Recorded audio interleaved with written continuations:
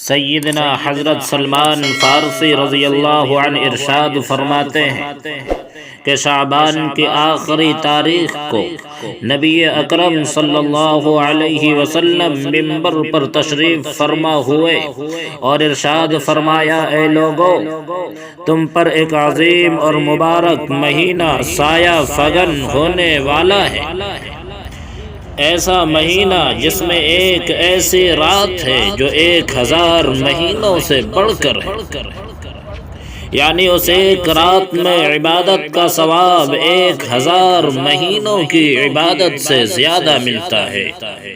اللہ تعالی نے اس مہینے کے دنوں کا روزہ فرض اور راتوں کی عبادت نفل قرار دی ہے۔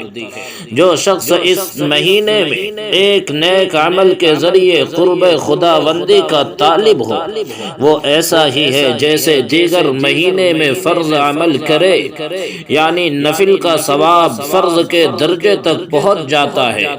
اور جو شخص کوئی فریضہ بجا لائے، وہ ایسا ہے جیسے دیگر مہینوں میں 70 فرض ادا کرے، یعنی رمضان میں ایک فرض کا ثواب 70 گنا ہو جاتا ہے۔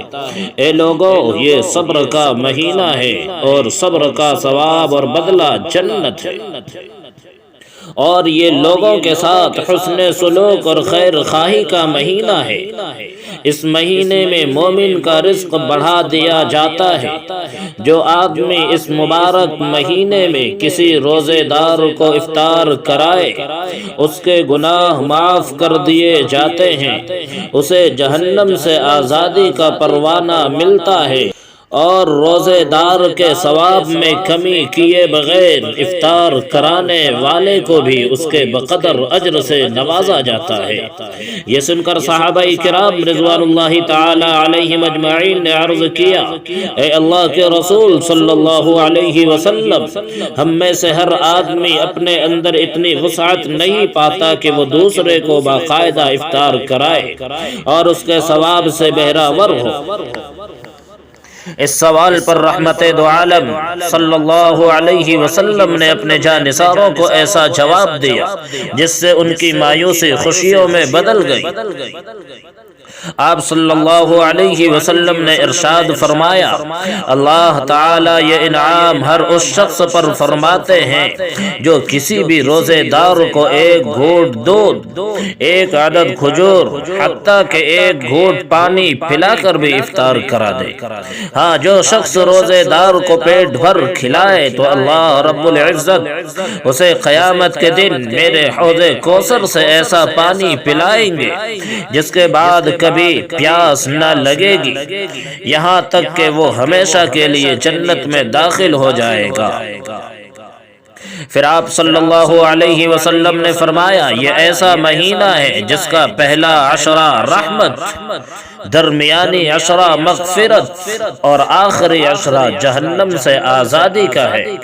جو شخص اس مہینے میں اپنے غلام یعنی خادم اور ملازم وغیرہ کے بوجھ کو ہلکا کر دے تو اللہ جل شانہ اس کی مغفرت فرماتے ہیں اور آگ سے آزادی دیتے ہیں۔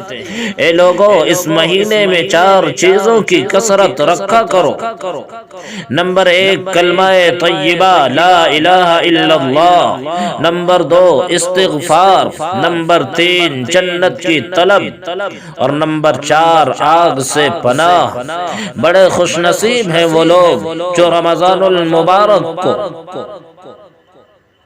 غنیمت جان کر اس سے زیادہ فائدہ اٹھاتے ہیں، اس میں زیادہ سے زیادہ نیکیوں والا کام کرتے ہیں، گناہوں سے بچنے اور ہر طرح کی معاصی سے اجتناب اور پرہیز کرنے کی کوشش کرتے ہیں۔ اللہ تبارک و تعالی سے دعا کیجئے کہ اللہ تبارک و تعالی ہم تمام کو رمضان المبارک کی خوب قدر کرنے کی توفیق مرحمت فرمائے۔